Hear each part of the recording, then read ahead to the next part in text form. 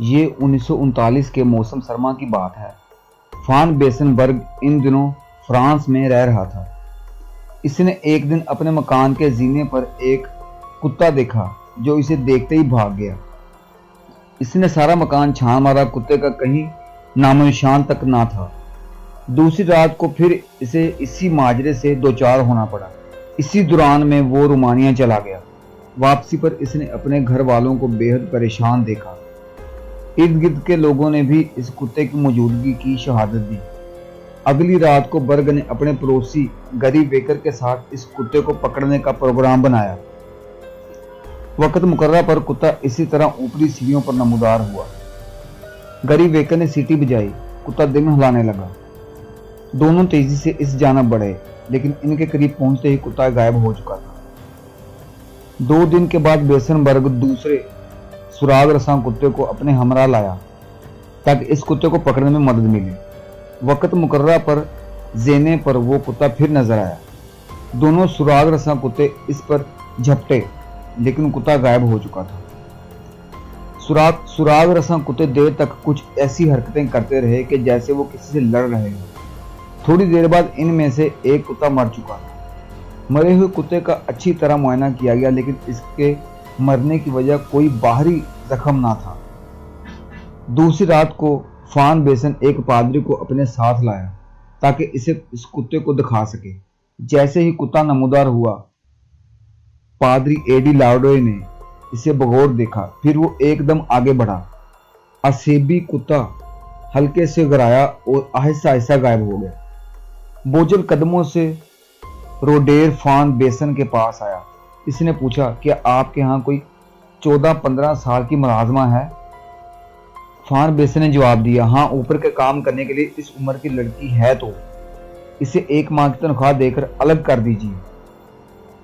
کیا آپ کا خیال ہے کہ کتے کے نظر آنے میں اور اس لڑکی کی ہمارے گھر میں موجودگی میں کوئی تعلق ہے؟ جی ہاں، لڑکی کا کوئی قصور نہیں، لیکن اس قسم کے واقعات اکثر دیکھنے میں آئے ہیں کہ ایسی روحیں جوان ہوتی ہوئی لڑکیوں پر عاشق ہو جاتی ہیں اور ان کے گرد منڈلاتی پھرتی ہیں۔ اگرچہ میری زندگی میں یہ پہلا واقعہ ہے کہ کسی روح نے عشق میں کتے کا روپ اختیار کیا ہو۔ بہرحال اب گھبرانے کی ضرورت نہیں، اچھا کیا کہ آپ نے مناسب وقت پر مجھے بلا لیا۔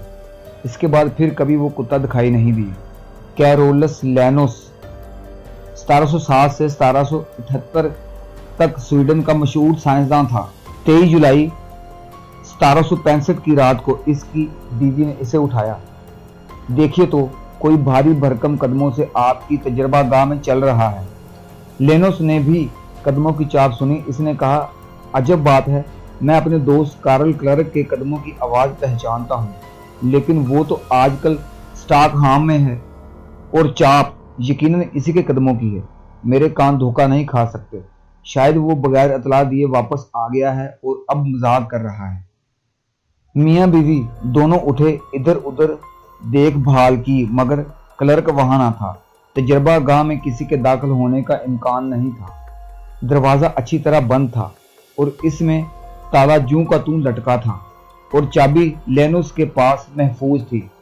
انہوں نے اپنی تسلی کے لیے نیچے جا کر تجربہ گاہ کو کھولا اور اچھی طرح ادھر ادھر دیکھا بھالا، مگر وہاں کوئی ہوتا تو ملتا۔ چند ہی دن بعد لینوس کو خبر ملی کہ اسی مدت کو عین اسی وقت جب اس نے اپنے میوزیم میں کلرک کے قدموں کی چاپ سنی تھی، کلرک کا انتقال سٹاک ہام میں ہوا تھا۔ دوسرا ایک سچا واقعہ برٹش سوسائٹی کے جریدے روحانی ریسرچ کے صفحات 311 سے 332 پر شائع ہوا تھا۔ یہ مس مارٹن نے لکھا تھا۔ مس مارٹن اس زمانے میں ڈاکٹری کی طالبہ تھی جب اس کا خاندان اس گھر میں آیا۔ مکان 1860 میں تعمیر ہوا تھا۔ مس مارٹن اس مکان میں 1874 میں آئی تھی۔ 1882 سے 1899 تک ایک عورت اسے اس گھر میں نظر آ رہی تھی، اور اس واقعے کی شہادت گھر کے 6 افراد نے بھی دی تھی۔ گھر میں ادھر ادھر ایک عجیب و غریب تاریک سا سایہ گھومتا نظر آتا تھا۔ اکثر اوقات مس مارٹن نے اسے مخاطب کرنے کی کوشش کی، لیکن وہ بھوت نما سایہ فوراً غائب ہو جاتا۔ ہلکے ہلکے قدموں کی چاپ سنائی دیتی، جیسے کوئی نازک سی عورت چل پھر رہی ہو۔ کبھی کبھی ایک عورت کا ہیولہ کیاریوں کے نزدیک نظر آتا۔ گھر کے کتے پر اس کا جو رد عمل ہوتا تھا اس پر خاص توجہ دی گئی۔ زینے کی سیڑھیوں پر جہاں یہ سایہ نظر آتا تھا کتا بھاگ کر وہاں پہنچ جاتا، دم ہلاتا ہوا نظر آتا اور ایسے چلتا جیسے وہ کسی کے پیچھے پیچھے چلتا ہو، اس طور پر اچھلتا کودتا جیسے وہاں کوئی شخص کھڑا ہو۔ اس سے یہ نتیجہ نکالا گیا کہ وہ کوئی بھولی بھالی اور معصوم سی عورت کی روح ہے جو وہاں گھوما کرتی ہے اور جسے شاید یہ احساس نہیں ہوا کہ وہ مر چکی ہے۔